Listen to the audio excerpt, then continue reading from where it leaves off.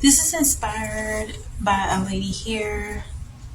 I'm going to find her name and put it here. Just because, yeah, her video definitely inspired me to do a follow up because this too may piss some people off. And that is how we're not seeing a correlation of how there is this punch down economics going on constantly. And so there's these groups against these groups, and everybody's against these other groups. And then the men are against the women, and it trickles over into our community where our men are showing to be against the women. And then our women are also showing to be against men. And then lastly, the women are showing to be against, also forgot to include the men are against men too, but the women are showing to be against our own reflection.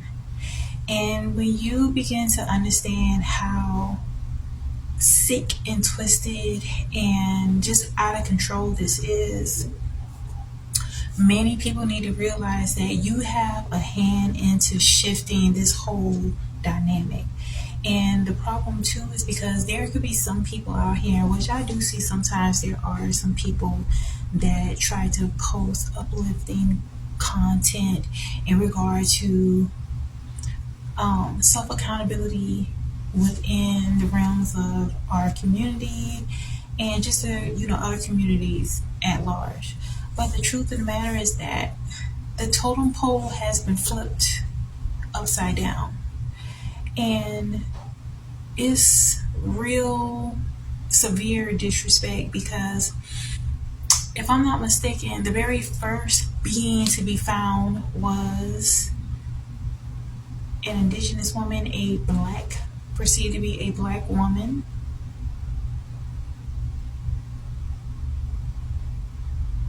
So this all boils down to propagandized, internalized hatred. Because if you're showing hatred towards the mother of civilization, that is extreme hatred toward yourself.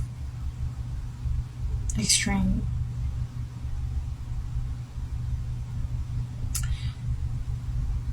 It could also be an undercurrent of, because from a topical space is bullying, but also it is it's a major psychological operation,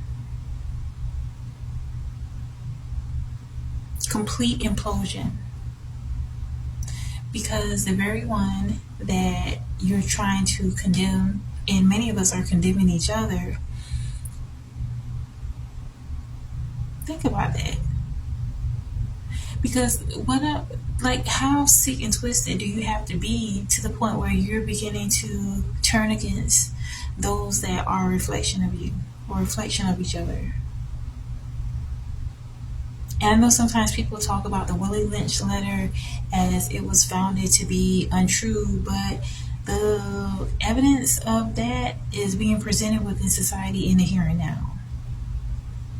So even if it was founded to be a fictitious document, the evidence we're seeing day to day. I mean, there's television shows where women, they used to at one point have chicken fights, dog fights. Now they're having women fight against each other. And most people do not tune in to certain content unless women are fighting against each other. It's gotten that bad.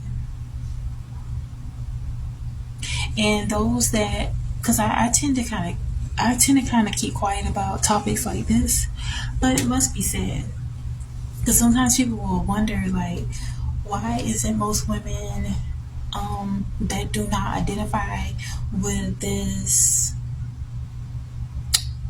propaganda that's out here, that's promoting all this disharmony and disunity against, between men and women, and women between women and women, and vice versa, men and men, all this. And a lot of it is because If you are enjoying your peace and your happiness, and you want to give your little 2 cents, they'll try to pick you apart. It's almost as if the majority of people enjoy this slow kill of dysfunction.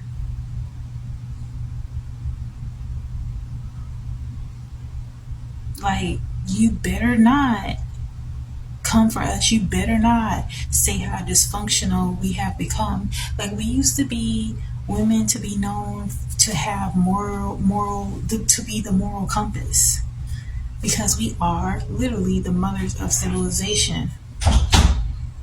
And so I'm pretty sure I may get hate comments below. Who cares? It has to be said.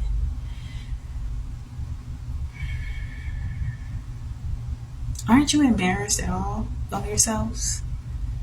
Because given we all have so-called free will to behave and show up in the world however we want to behave and show up, you have that free will. But what is also happening is that you're bringing dysfunction and destruction. And